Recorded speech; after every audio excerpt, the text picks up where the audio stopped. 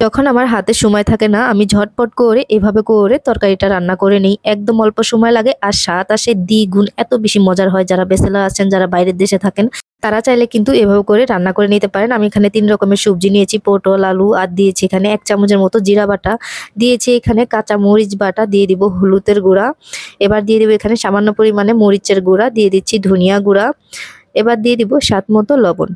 এখন আমি এখানে ২টা পেঁয়াজ কুচি করে তারপর দিয়েছি। এখন দিয়ে দিব এখানে ২ চামচের মতো সয়াবিন তেল।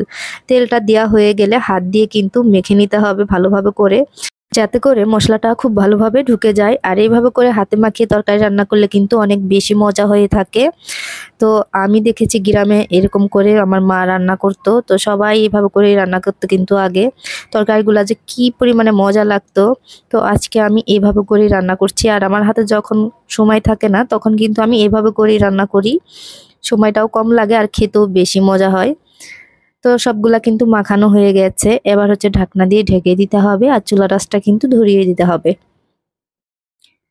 এবার হচ্ছে চুলার আঁচটা ধরিয়ে দিয়েছি। তো চুলার আঁচটা কিন্তু মিডিয়ামে রাখতে হবে, তা না হলে কিন্তু পুড়ে যেতে পারে। মিডিয়ামে রেখে তারপর এটাকে নেড়েচেড়ে নিতে হবে।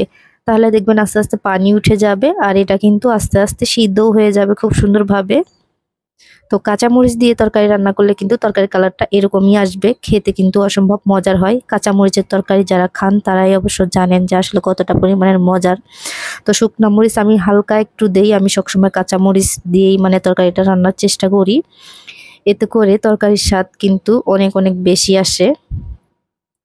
ভালোভাবে করে কষিয়ে নিতে হবে। তো সবজিগুলাকে যত বেশি কষাবেন তত বেশি কিন্তু এটা খেতে ভালো লাগবে।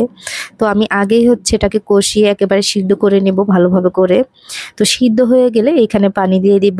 যেহেতু এটা সিদ্ধ হয়েই গেছে পুরোপুরিভাবে, এখন হচ্ছে পরিমাণ মতো পানি দিতে হবে। খুব বেশি এটা পানি দিতে হবে না, অল্প পরিমাণে পানি দিলেই হবে। তো এরকমটা দিয়েছি।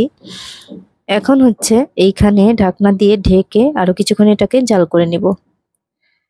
তো ২ থেকে ৩ মিনিটের মতো জাল করে নিয়েছি। তারপরে হচ্ছে আমি আগে থেকে মাছ ভেজে রেখেছিলাম।